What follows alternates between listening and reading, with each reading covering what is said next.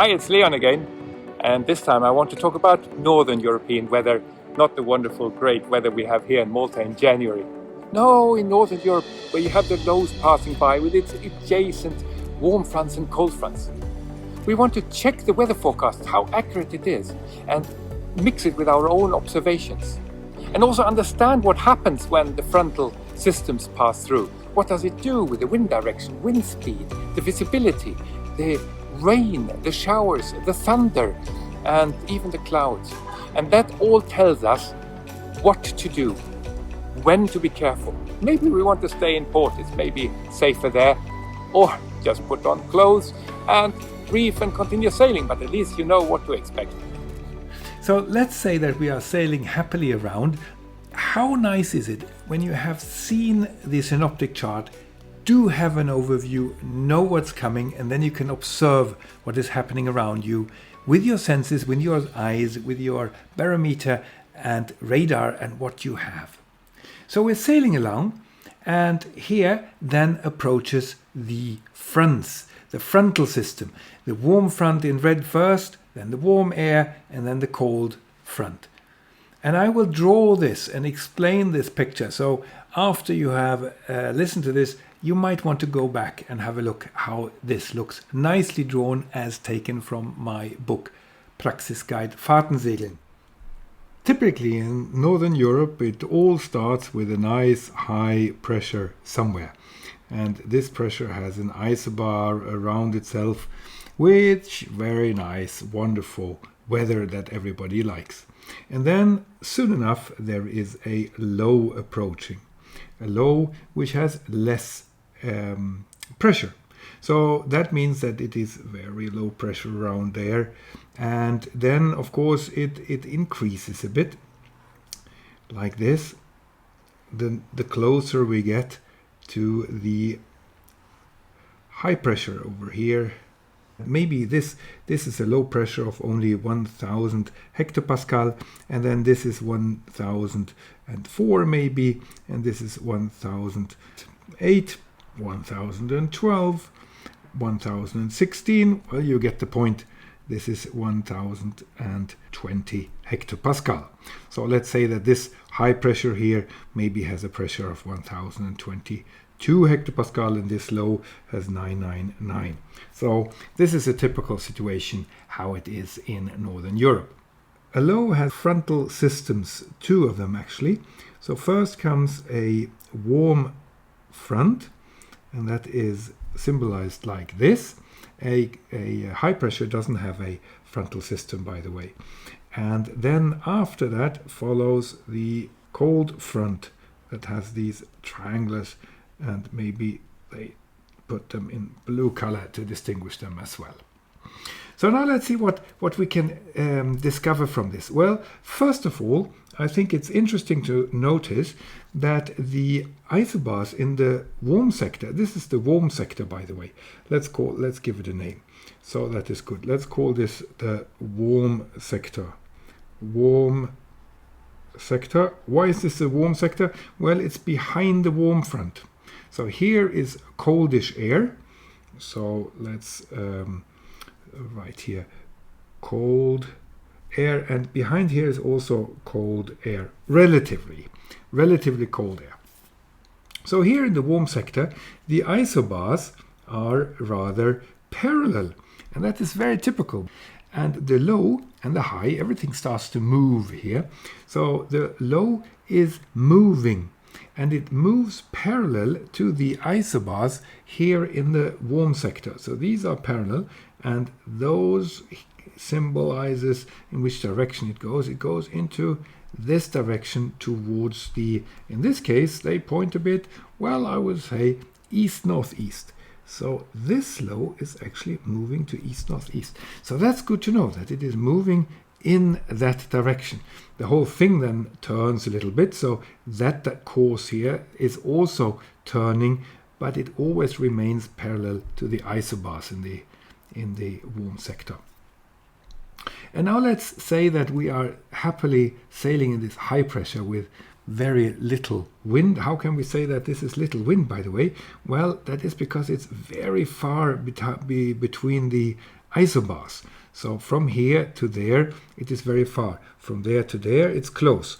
So it's much, much closer here than it is there. At least this is how it should look on my drawing.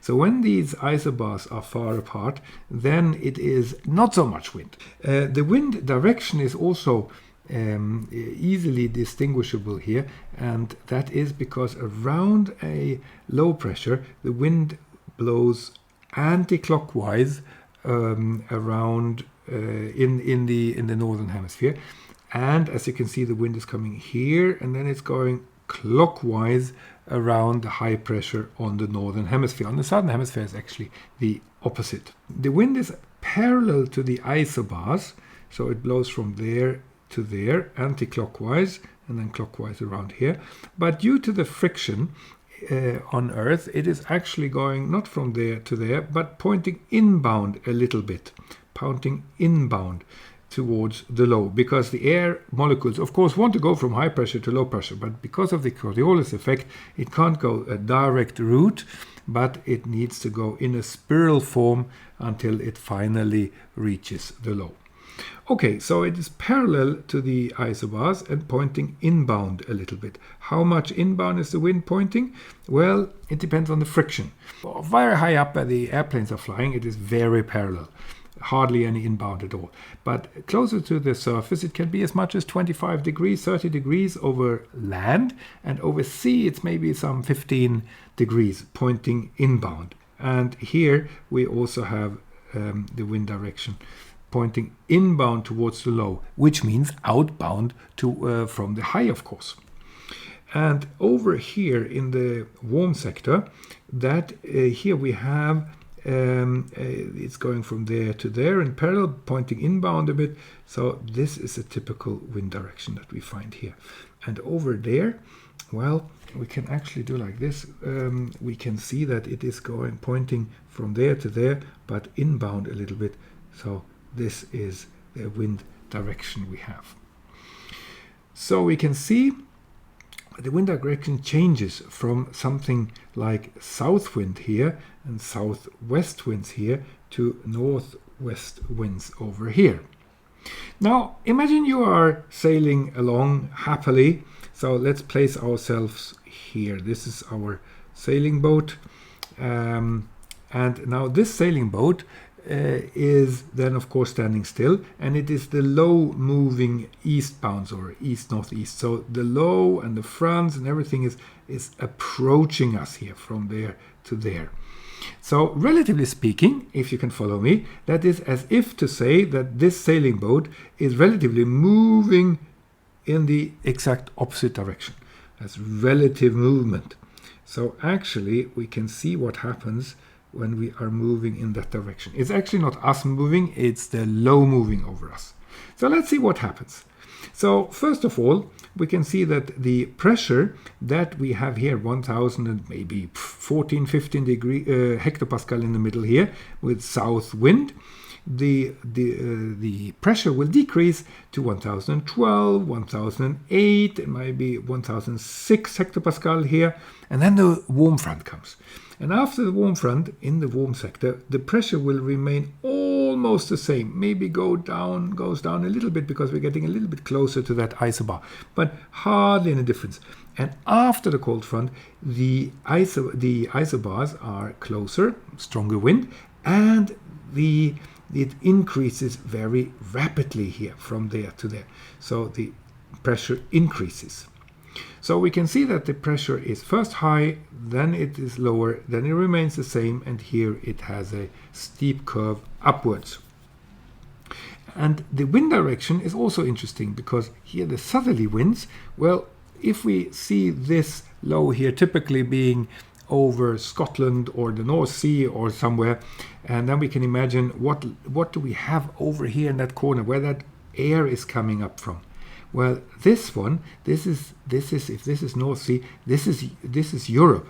So that means this is land. So this land is being warmed up by the sun, of course, and then when that air is moving up there, actually what happens is that this wind is dry and actually quite warm. So I'll make a red wind from here. So that means that over here, in that sector there, we have warm air, and that air is, because it's over Europe, it is quite non-moist because there's no sea there, no water. So this air is coming up there and it's rather dry. So it's warm and dry. So that is very nice, and you have some nice. Of course it cools down when it gets up here, so the visibility is not crystal clear, which overall is beautiful weather. Now, when we come over there, we can see that we have southwesterly winds. So what do we have over here where that air is blowing up from?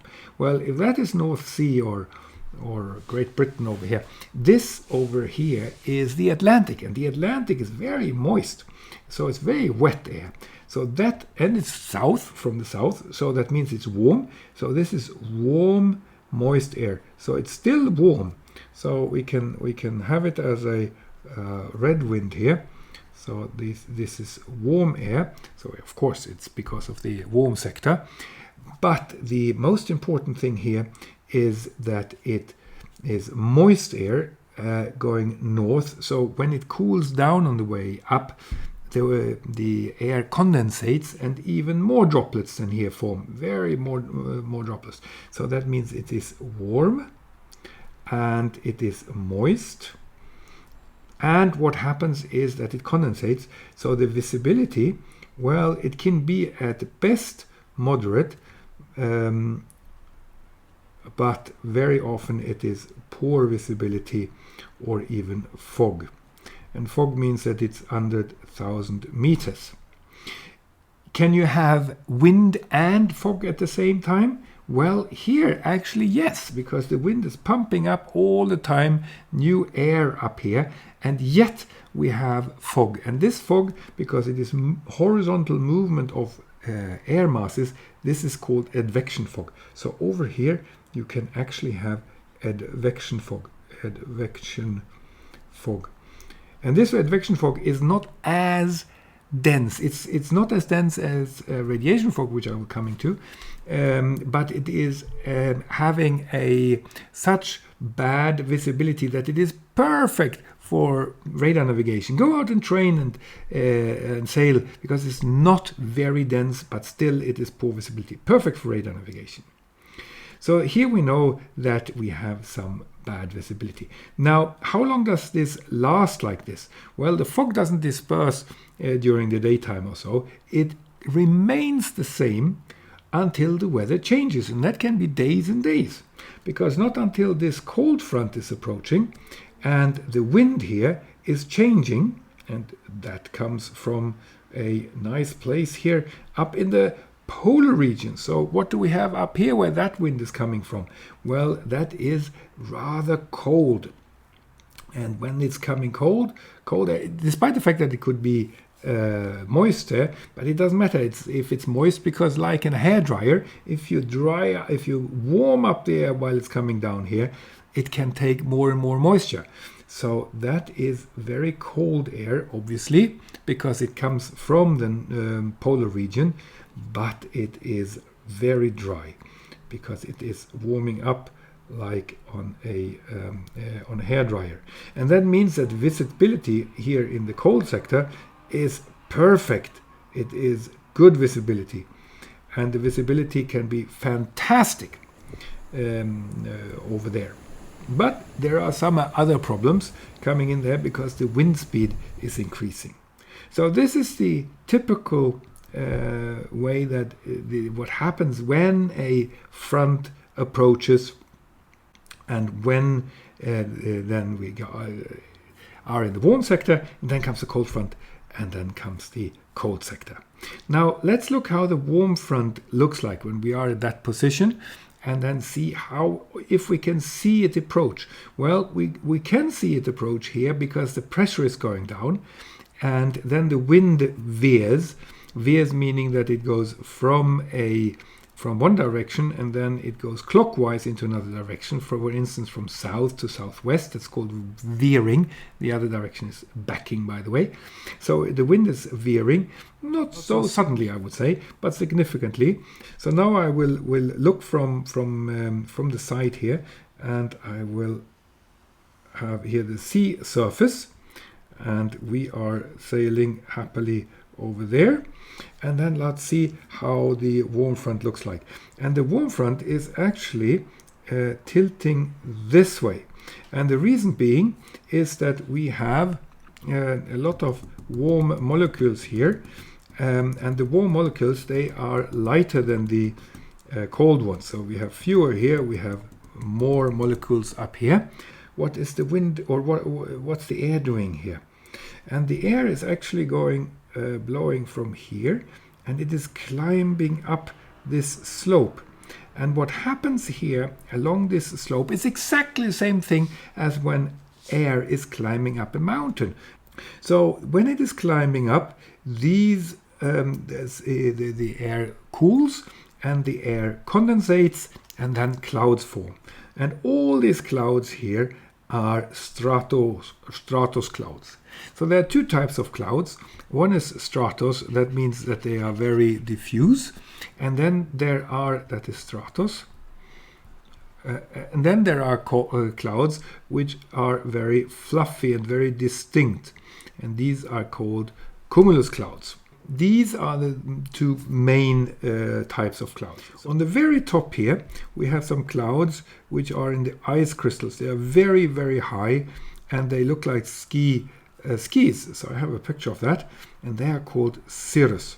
And all the rest are then stratus. So what you then get is a somewhat diffuse here gray mass, and these are very high, and that is why it's called cirrus stratus. And they are just steel blue, so it becomes a little bit steel blue, the sky, slowly steel blue, and then here it becomes a little bit more dense, this gray painting. And so this is medium high, so that medium high means it's alto, and alto stratus. And then when you come here closer down, you have more dark clouds. They are stratus just the same, but they are so dense that actually you will have some rain in them.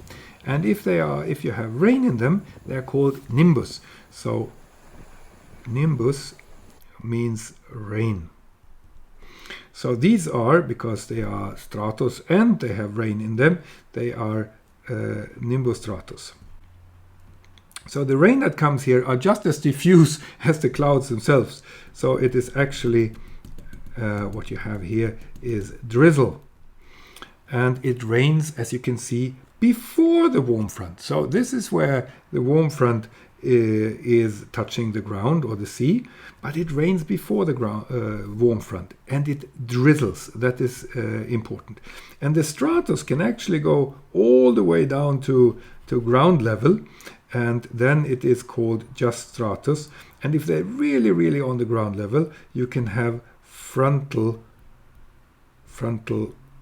fog, which is a fog that disappears with the front. The wind here is not very special, so it means that it is about the same. It just veers a bit, as we said, but it doesn't increase so much. Just the visibility gets worse and worse. And the good news is that even if we have a sailing boat that is very far in front of the front, well, this can be some 600-700 kilometers in 6-7 hours until the front reaches, depending on how fast it is, of course. But if you look up here into the sky, you can see these clouds already. And then you can see one cloud after the other coming, and then you know the warm front is approaching. Is it dangerous? Well, it's not very comfortable rain, one can say, this drizzle. So better to put on some rain clothes, but most probably you won't need to reef the sail. It's just getting wet and unpleasant, and be prepared to switch on your radar. Then we have here the warm sector that is over here. And the warm sector over here, that will then be moderate visibility. And then we have the cold front. And the cold front, that is actually tilting into the opposite direction. And the reason being is that we have here the heavy air molecules are down there and less molecules up there. So this is a lot of more air. And that shovels it sticks under the warm air here like a wedge. So it shovels under here, and what happens is it lifts up the air. So the air doesn't creep up a slope, but it lifts up the air. It goes up like this, just because it shovels under there and lifts from underneath, one can imagine. So the air moves up, and at a certain level the air condensates, and this is typically now getting a cumuloformic cloud. And this, depending on how active this is, this can go bigger and bigger and bigger, and it can become really big and look something like that. So the air goes up and up and up and up, and up here there are ice crystals. So these ice crystals then are they then collect moisture, so to speak, air droplets, and the droplets become so heavy that they fall down again. So it falls down, and then when it's fallen down, they warm up again, and then they become lighter, and then they go up again and down again. So this is very active air going up and down and up and down. And if this air is actually going down and up and down, and then you have another cloud next to it, so what can happen here is actually not very pleasant. You can have lightning because of the friction. And the rain that you have here, that is, let's keep that black, because it's really big droplets. So that means that it is showers. And these showers can even be so big that it can be hail. That is ice crystals. So very active in these. So when this boat sailing here in the warm sector, well, you have bad visibility, so you don't see much anyway. But the important thing is you don't see the cold front approach so easily as you do here. Here you could see it really early with these clouds, and over there you don't see it until this big wall of air masses are approaching. And let's look at this huge cumulus clouds here. It is so big, and it has rain in it. So this thing is actually called cumulonimbus, and it has so bad reputation that you call that you just do the abbreviation CB, you call it. Okay, so you have these huge cumulonimbus clouds. So let's look at how these cumulonimbus clouds form. Well, it all starts with a little cumulus, so to speak. And let's draw one of these cumulus clouds here once again. So it goes up. This is seen from above. So that means that when the air is going up from somewhere, the air needs to come and fill that place, of course, where the air, where this has gone up. So here you have from all sides, you have air going into the cloud and then up. And when we now have the normal wind direction, which is southwest like this, and then you can see what happens here. So this wind and that wind here, those two, they have the same direction. So over here they add to, so that means that the normal wind and this cloud wind, as I call it like that, so they add up, so they it becomes very strong winds here. And on this side over here, they have opposite directions, the cloud winds and the normal wind, and that means that they deduct each other. So on one side of the cloud we have a lot of wind, and here we have much less wind. And over here, this is a southwesterly wind, and this is a northwesterly wind. So these, if you see these together, this wind direction becomes that. And on this side, you have that wind direction southwest, and here we have northerly winds. So you have this wind direction, and here you have that. So you can see that the wind direction is changing. So what do we call that? Well, that is of course gusty winds. So it is gusty winds in the cumulonimbus cloud, because on one side we have a lot of wind, on the other side you have less wind, and then the wind direction is also very much varying. And it doesn't become better than the fact that actually when this cloud is getting older, when it's full of rain, then the wind is actually going into the opposite direction when this is old. So the whole thing, the air blows out, and that means that it can also blow out when this one is older. So you can have all sorts of winds there. Not very pleasant. And a cumulonimbus cloud that forms in a cold front, as I said, but also if you heat up the underground here. So this is a typical cloud that forms over land. So if this is land, I can draw it here. So let's say this is land, and then you have the cumulonimbus cloud that forms here like this, and then you heat up the ground here during daytime, and in the afternoon it's really hot here, and that means that this hot air rises like this, and you get all sorts of winds here, and in the afternoon it becomes also heavy that it rains down, and that is the afternoon shower. But that is over land, and that's why you have these thunderstorms, these afternoon showers, typically over land or when you sail in lakes, because lakes are on land, so to speak. But on the sea, it is not forming in the afternoon. It is only in cold fronts. All this is a lot of cumuliform clouds there, cumulonimbus, and here you have stratus, but in front of the front, and it is more dense close to the front and less dense over here.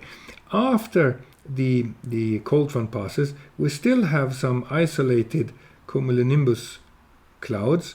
They get more and more scarce, of course, because then the next high pressure comes from over there.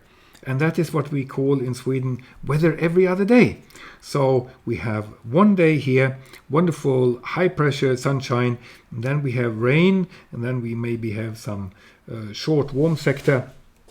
There's the cold front, and then we have clear sky here again. So what are the dangers? Well, the dangers are, of course, in the cold front, because the cold fronts, you can have a lot of showers. That is maybe not so pleasant, but the gusty winds, you have to reef and increase the sail area all the time. And the big risk is that when the cold front has passed, then the sky is clearing up, blue sky, and you think, yes, perfect, wonderful, let's go sailing.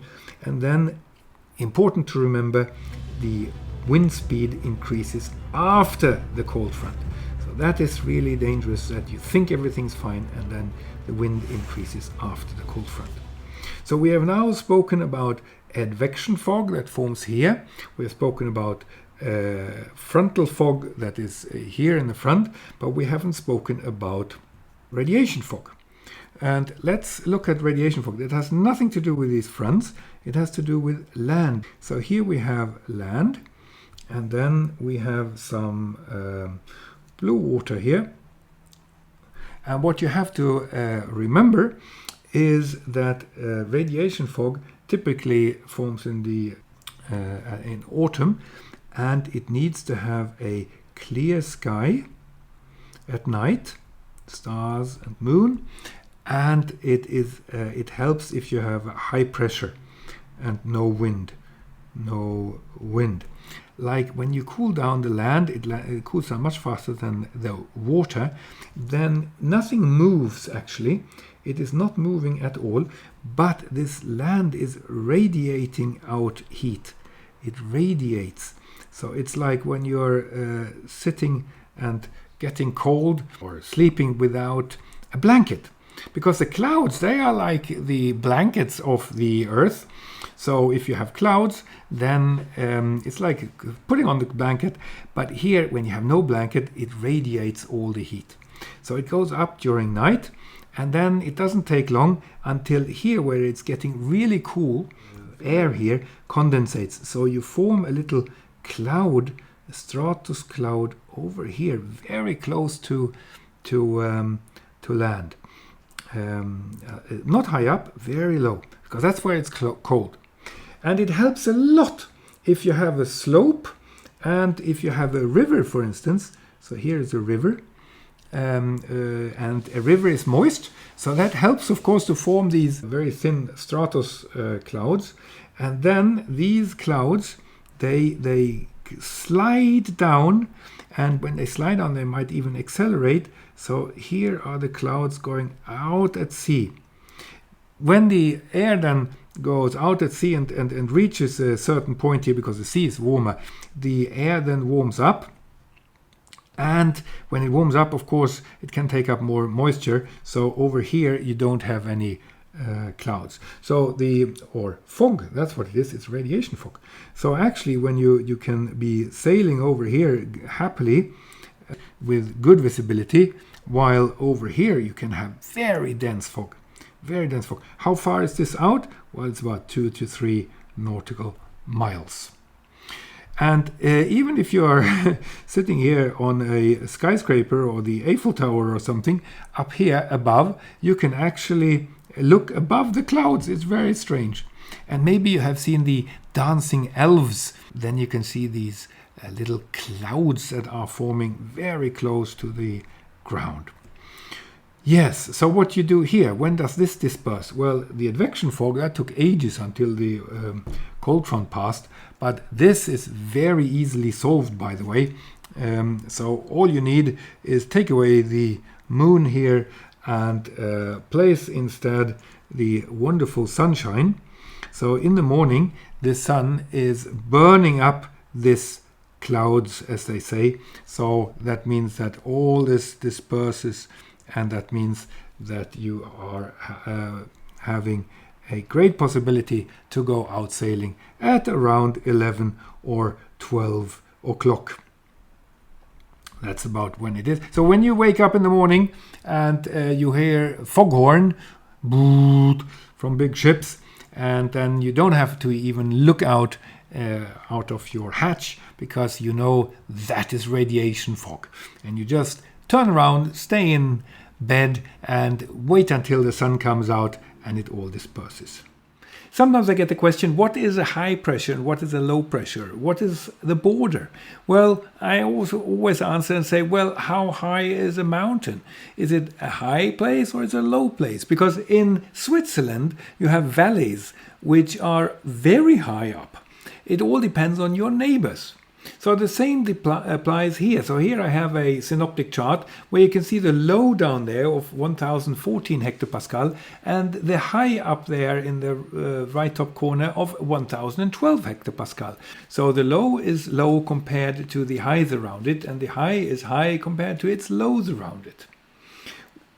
Sometimes it is very difficult to predict a weather forecast or a weather. Here's the 14th of June in 2018, where we were sitting in Oban, and you can really see how the center is situated north of Scotland, and it continues northbound, because if you look at the isobars in the warm sector, they indicate that it is moving northbound. And it came from the south, and it was very difficult to predict whether it is going over Oban or not over Oban. And we were sitting there anxiously waiting if it would be south wind, east wind, or west winds, or maybe even north winds. So that is good to understand why it is difficult to predict a wind direction when the low passes exactly over you. Here's next another slide of a weather fax which I have received on board my boat Regina Alaska. That's why you can see these horizontal lines, because it is a fax that is going via shortwave radio, no satellites. I'm not dependent on the satellites, so I can receive these weather forecasts. And you can see between Scandinavia and the Great Britain there, the British Isles in the middle, how huge the high pressure is. So here you really don't have to be anxious about any lows or frontal systems or wind or storms or whatever, because it's very, very far between the isobars, so it will be clear and no surprises. Here we have another huge high ridge of highs over the entire northern European continent, and as an exception you can even see a little warm front over the Mediterranean. So even that is an exception, but you can see the very deep depression. It says ex Franklin. That means that it has been a hurricane, and they come back to Europe as autumn storms. So on the bottom left corner you can see that it is Sunday 3rd of September 2023. So you can see how the ex-Franklin hurricane is coming with a warm front and the cold front, and you can see the isobars between the warm front and the cold front, and you can have a indication that it will move northeast bounds. So that is very good, because now we don't have to be so afraid. We keep an eye on it, but we don't have to be so afraid. But you know that it is quite a long time out, and you can enjoy a couple of calm days anyway. On the next picture, on the 20th of March 2019, you have a huge high ridge over the whole European continent, and then you have quite steep isobars over Norway, very close, where this cold front is so long. It stretches all the way from Norway down to the Azores. And you can see along that front where there is cold air mass to the northwest and warm air mass to the southeast, there is a low 1018 forming. If we look at the next forecast, the next day on the 30th of March, yes, here we can see that the low is even deepened and become 1013 just north of the Azores, and how it's all starting to turn around and how much faster the cold front is to catch up with the warm front there. But at least it's something to keep an eye on. So I think this is a important way to look at and understand the weather, how it is forming. And then you can play around with watching and following the synoptic charts and see how everything is happening. That you can look out, watch how they are moving, so you can continue sailing in safety